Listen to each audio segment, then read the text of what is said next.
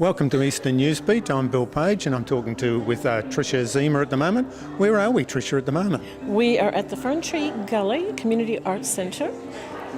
And there's a ceramics display on today. Yes, this is the Australian Open Studio ceramic display. That's right, and it's Australia-wide. All the ceramic studios all around Australia have their open day today and tomorrow. That's right, and we've come here. We're surrounded some beautiful artwork. And beside us, we've actually got one of the winners of the garden display. Yeah. That's first prize next to us. First prize, it's fantastic. Three-piece band there is fantastic.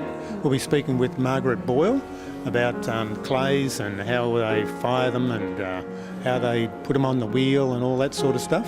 It's going to be terrific. And I think I'll be speaking to Deanna Roberts, who's actually a ceramic artist as well. Yes, she's one of the students here at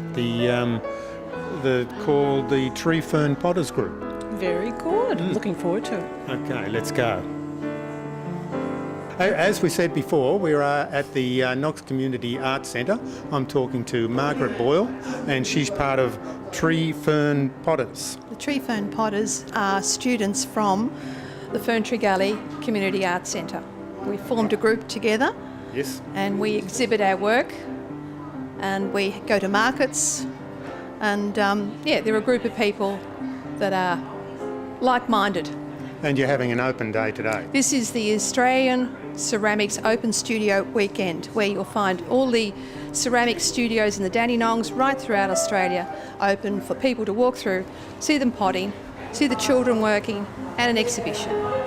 So what's the difference between pottery and ceramics?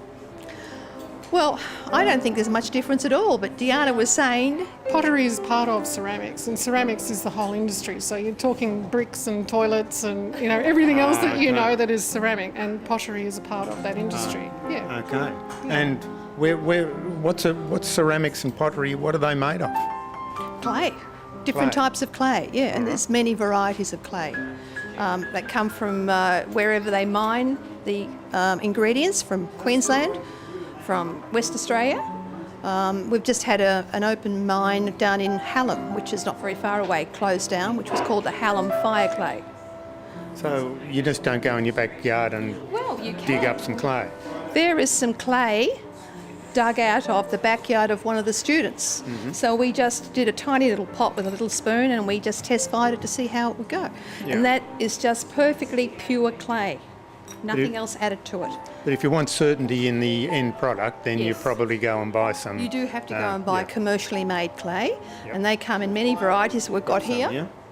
We've got a plain stoneware clay, which is lovely and soft. So what do you mean by stoneware clay? Well, that will go to a very high temperature. That will go to 1280 degrees. All right. Now that is used for domestic ware, casseroles, teapots, mugs. Sewer pipes? No, you'd use something like that. Oh, okay. That is just your normal terracotta clay, and it's very, very open. It's an open clay, where these, when they're fired, really close up tight. All right, so there's no air spaces or water spaces? No. So you can make a vase out of that. Put water and put your roses in. It's not going to seep through onto your Queen Anne table. Yep. Whereas that one, that will seep water. Okay. Now you can get different colours. Colour, yeah. Now that is the same clay, but that's got iron oxide in it. All right. Same clay exactly. And when you mix the two together, we can make a dish like that, which has the brown and the white. So how do you get one brown, one white, one brown, one white, blah, blah, blah? How do you do that? That's what Deanna's here for. Okay. Yeah, so you basically just keep slamming it down and cut it through. You start getting your pattern, yeah?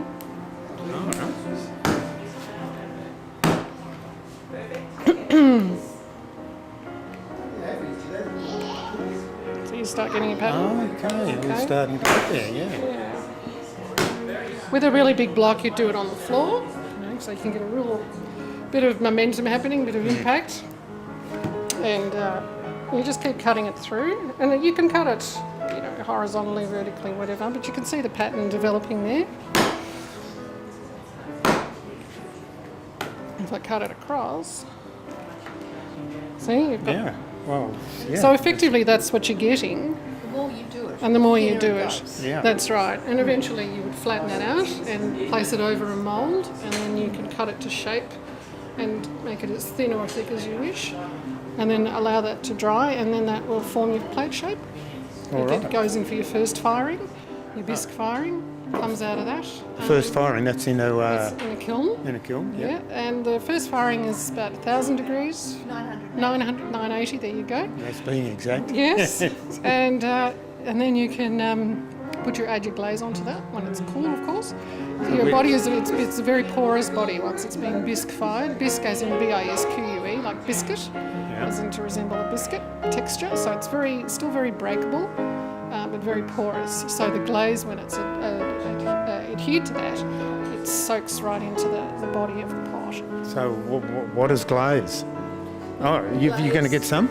Well, if you can explain while Margaret sort of gets some. Well, a glaze is made up of a whole lot of different show the minerals, camera. but it's basically a clay body. Like there's a lot of kaolin in it, and it's like the consistency of cream. All right. Yeah. But that's a clay.